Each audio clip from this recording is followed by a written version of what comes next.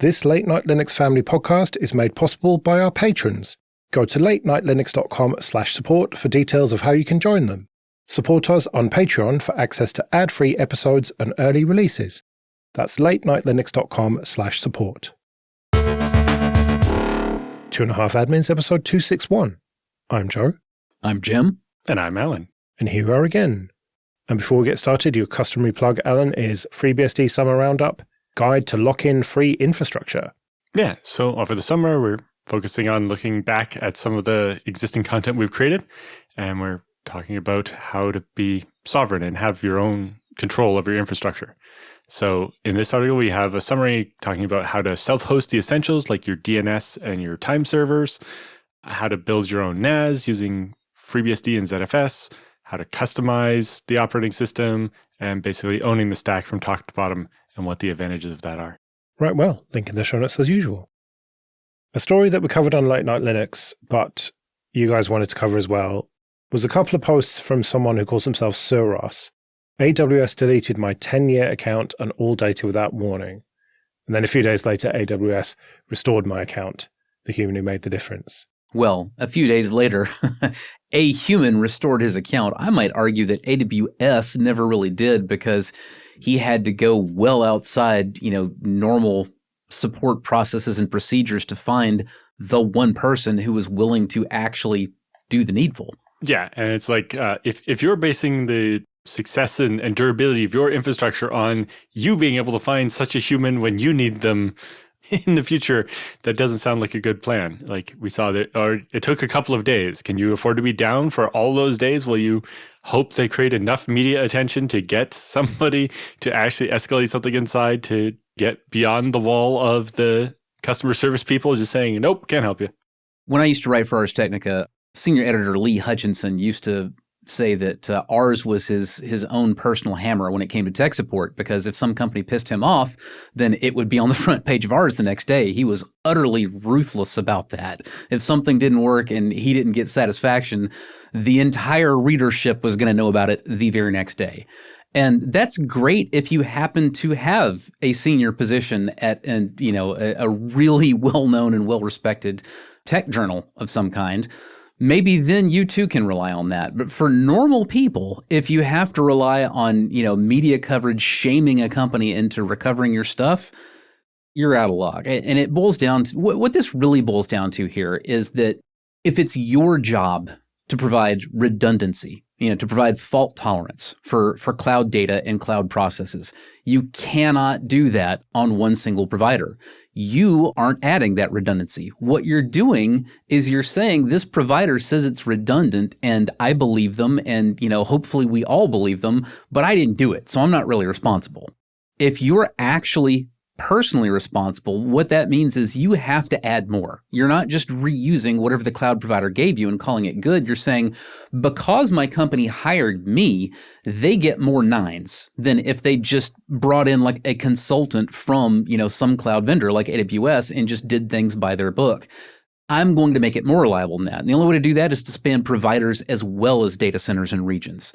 Because as this person discovered, if all of your eggs are in one procedural basket, meaning at one company or one organization, well, a bug within that organization can take you all the way down and it's completely out of your control. Yeah, and if all your stuff's in a smaller provider, that provider could disappear overnight. I mean, it's very, very unlikely with AWS, but a smaller cloud company could just disappear. That's absolutely true, but I don't want to give the big providers, some kind of fig leaf here and act like, oh, well, you're safe if you go with one of them. And this guy losing his data on AWS is only one example. I have personally had both Google Cloud and Microsoft Azure lose data of mine or my clients destroyed and, have support claim. Matter of fact, in some cases, support just claimed it didn't even exist at all. And one thing that I will note here also is that the responses I got from Microsoft support were very different before and after I started writing for Ars Technica. And that's going to be true for a lot of people. And that's why I keep wanting to warn people. And I don't care what assurances you've been given.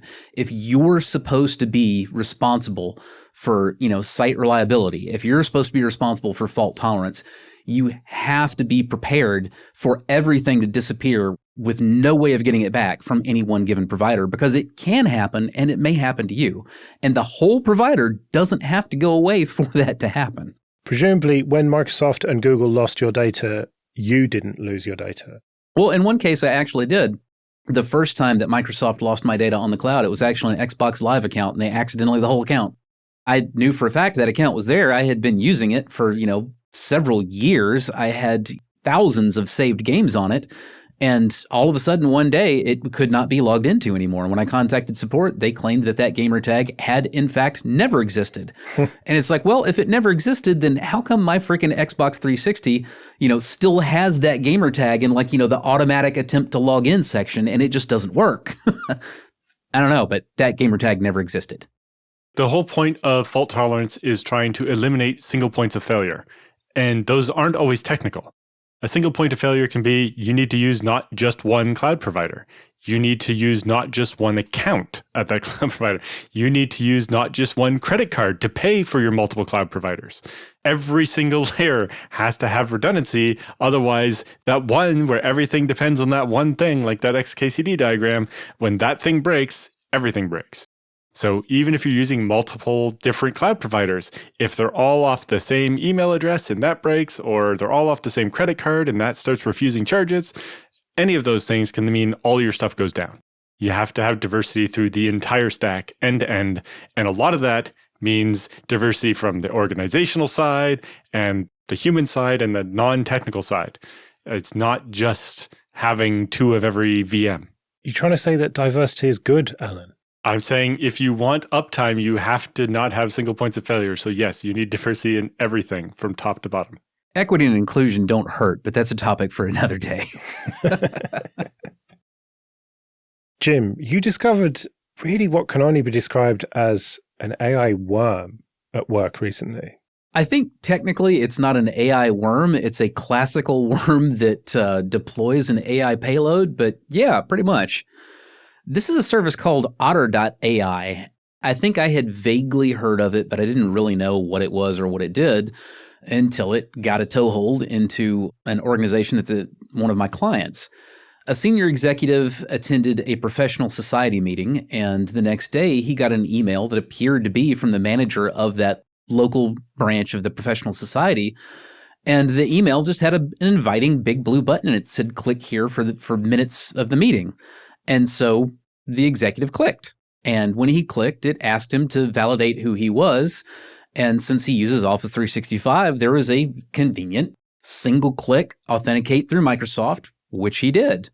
Unfortunately, what he was doing by offering it that Microsoft 365 authentication token was not just getting his identity validated so that he could view the meeting minutes. He also was giving this thing permission to attend all of his own Microsoft Teams meetings, record them, analyze them with a model, and email all of the in there the same kind of, and I'm just going to call it a trap email that he got that it claims to be from him. It's not from him. It's actually from Otter.ai.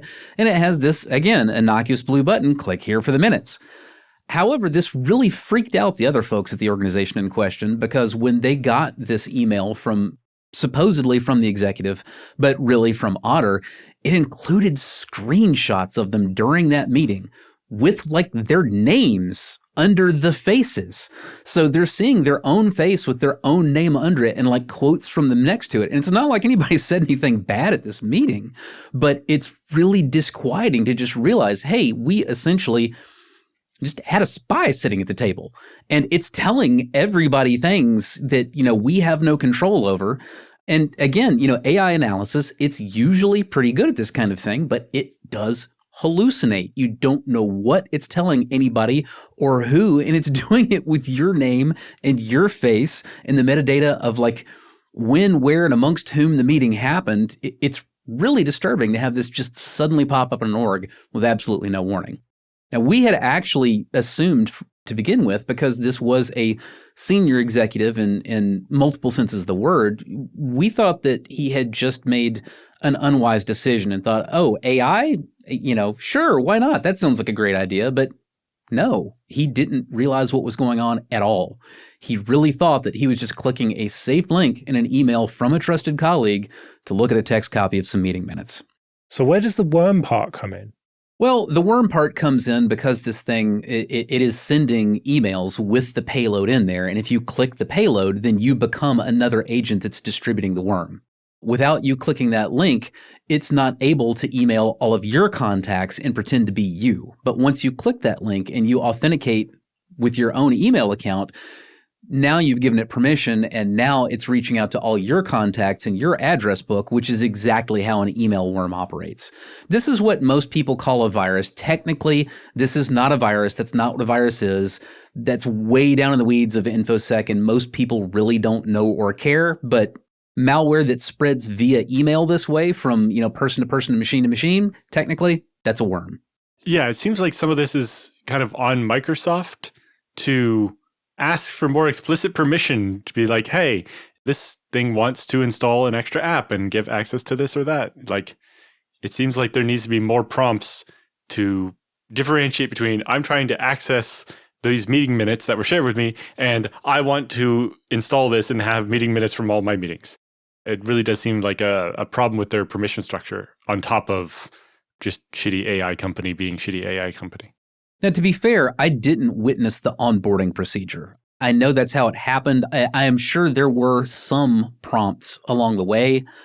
Obviously, it wasn't enough. And when I shared this story on Mastodon, I very quickly got people saying the same thing happened to them the same way in their company. So this is clearly a common problem, and whatever's there isn't as clear as it ought to be. I'm hesitant to tar Microsoft too much here because while the way this thing works now, I believe it actually is operating as a plugin in Teams. It wouldn't have to. It could very easily just join Teams meetings in the same way using the same code base as an actual human would and just sit quietly in the corner.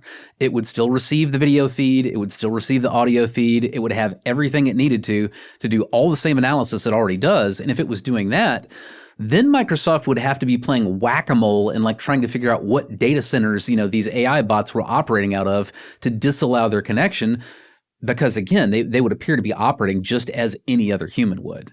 That's a less efficient way for the company running the bots because then they would have to worry about either buying Office licenses or figuring out their way through limitations of operating, with, only the free type of account that will let you get into somebody else's Teams meeting, all those type of hurdles. And that's not worthwhile as long as Microsoft is letting them operate as a plugin. But ultimately, I don't think Microsoft can solve this one. Well, I think they definitely should have corporate level controls that say, hey, random Joe Bob executive can't install plugins for company-wide teams. We have settings like that my company that prevent anybody in our company turning on the AI note-taking in our meetings. That is verboten. It's very rude, isn't it, when you get on a call with someone and there's a fucking AI bot listening to everything you're saying. But to Jim's point, if it was joining as another person, I can see that there's this extraneous person there, and I might not say something because there's this extra person there. In a small meeting, sure, but if you were to attend, a professional society meeting where you don't know a lot of the people there, and a lot of people never turn their camera on. Yes, exactly. That's a pretty difficult Turing test to figure out that, the gray placeholder image off in the corner that didn't say anything is a bot and not a human. Yeah, it's a lot easier when it's one-on-one with someone and there's a third party there. Very true. And honestly, these days, it's not that easy to Turing test. Even when you're suspicious, Turing tests have gotten more difficult to administer. The fake political action committee grifters that robocall me constantly, they do it with simple models. And the models will try to pass a Turing test. If you say the word robot, they know they're being called out and they will laugh and tell you, no, I'm as human as you are. And there are still tells. They don't manage the ambient noise in the background very well, and you can tell that's wrong. They have a pause that is too universally consistent between what you say and what they respond. They'll never speak over you. There are absolutely tells that a competent person can pretty easily say, no, I know this is a bot. But a normal person? No, they've already got a pretty solid success ratio at convincing even a relatively suspicious normie to back down off of challenging them. So you extend that into the online meeting space, and this is scary stuff. You mentioned that you posted about this on Mastodon, Jim. And looking at this post, there is a suspiciously AI-looking image of Sarah Connor. Yeah, I found that image on Facebook. And it absolutely cracked me up, loved it. But I agree with you. It does have kind of an AI gen look to it. It's not guaranteed AI gen, but I suspect it probably is. And the whole thing here is it's a cartoon version of a famous scene when Sarah Connor in the movie Terminator 2 is in the mental institution smoking a cigarette, looking just haggard as hell. And it's captioned Sarah Connor watching you rely on AI for everything. And it certainly does add a layer of irony that the artwork is very likely itself generated by, Midjourney or something along those lines. Polluting my timeline with AI slop. How dare you? Let's do some free consulting then. But first, just a quick thank you to everyone who supports us with PayPal and Patreon. We really do appreciate that. If you want to join those people, you can go to 2.5admins.com/support. And remember that for various amounts on Patreon, you can get an advert-free RSS feed of either just this show or all the shows in the Late Night Linux family. And if you want to send in your questions for Jim and Alan or your feedback, you can email show@2.5admins.com. Another perk of being a patron is you get to skip the queue, which is what Lyndon has done. When building large storage appliances, I've always liked RAID 60 or a pool of Z2 VDEVs on ZFS. It's a lot of storage dollars used for parity, but it means you're at much lower risk of outage during rebuilds. Assuming that way of thinking, do you apply the same principles to all flash arrays? I'd be interested to hear your thoughts. Personally, yes, absolutely. In fact, for all flash, I'm not doing RAID 60. I'm actually doing RAID 10 because on an all flash array, latency is absolutely royalty as far as I'm concerned. When you're doing all flash, it means you're looking for the maximum performance you can get. And even on all flash, the latency penalty from using a diagonal parity RAID like RAID 60 or like, Z2 VDEVs, it is significant. It will absolutely show up when you're doing like database operations or anything else, locally where you need maximum storage performance and, a 1 gig LAN isn't your convenient bottleneck that keeps any of this stuff from mattering. All flash definitely doesn't make me change my mind going for wider stripes and, less redundancy. It's the other way around, actually. I'm going for more redundance on the all flash stuff. When it's Rust, then I'm not as worried about performance, or I wouldn't be using Rust in the first place. And I'm more likely to use Z2 VDEVs, where I'm just doing mirror VDEVs, even on Rust, but that's the case where I'm a lot more likely to dip back down to the RAID Z2. And finally, I'll mention that you're not really burning all that much on parity, because if you make your VDEVs or your subsets, if you're talking about conventional RAID, if you make them super wide, you get huge performance issues that you usually can't work around. And on ZFS, you're probably also not going to get that increased storage efficiency that you naively thought, because every time you save a small file or, have to write metadata for a block or whatever, now you're, consuming that much more data because you're not writing a full-size stripe. You're still just writing, on a Z2, you're writing a 3-wide stripe with 2 pieces of it being parity. So wide stripes just don't help anywhere near as much as people tend to think they do. Yeah, so for flash arrays, kind of tracks what Jim's saying. Most of the time, the reason people are going with flash is they want the IOPS, and so mirrors is usually better. There are some exceptions. We recently did a build out for an animation studio where they needed to be able to dump the files off their fancy rendering machines onto ZFS as fast as possible. So their key metric was write throughput. And with mirrors, they'd only get the throughput of half of their disks. But with 2 RAID Z2s of 10 drives each of their NVMe drives, they were able to get 55 gigabytes per second of writes that they wouldn't have got with just mirroring. So sometimes there's advantages, but yeah, I would say just because it's flash, definitely don't assume it won't fail. Flash drives also fail. They fail differently and more randomly and not in the same ways as hard drives, but they do still fail. So don't think, oh, it's flash, it's super reliable, I can just do, a lot less parity. Also, please note with Alan's story about the animation studio, I want to drive home to people that is a very specialized use case. RAID 6 or Z2 VDEVs in this case worked well for them with a very well-known workload that doesn't vary a whole lot and only has a single metric. They don't have a lot of other stuff going on that array. If they did, the performance would plummet on it, and they would again be better off with mirrors, even for their preferred metric of just storage write throughput. Because if that RAID 6 array is having to do a whole bunch of other stuff that isn't, that steady stream of writes, then everything gets chaotic, and what was that really beautiful, well-aligned throughput that used as many drives as possible at once just turns into a dog's breakfast, and again, you would have been better off with the mirrors. So typically, your highest performance for a general purpose type workload, it's always going to be mirrors. The RAID 60 stuff, yes, if you have a very well understood streaming only write heavy workload, can outperform it, but you don't look for diagonal parity to outperform mirrors. Yeah, for sure. And it was only possible because of a very large record size, because when you take a 128K record, the default size in ZFS, and you split it up across 8 drives plus 2 for parity, you're only writing a couple of kilobytes to each drive. And so you're going to chew through IOPS really quickly. Only when you have 16 megabytes that you're dividing by 8, so you're writing 2 megabytes to each drive, are you actually going to get that kind of thing. And so it requires a very specific workload. But yeah, I think my big point is, just because it's flash, don't assume it won't fail. You need the same kind of parity that you had before, whether that's RAID 10 or RAID 60, but you definitely can't skimp on parity just because it's flash. So the other option with ZFS is DRAID, which uses distributed spares. So instead of having, say, 8 RAID Z2s that make up your RAID 60 array, you end up with effectively one big VDEV, but inside of it, it's a bunch of smaller VDEVs. And so if you create a RAID Z2, it's going to have a bit less parity, but it means if you lose more than 2 drives out of the whole DRAID, you lose everything.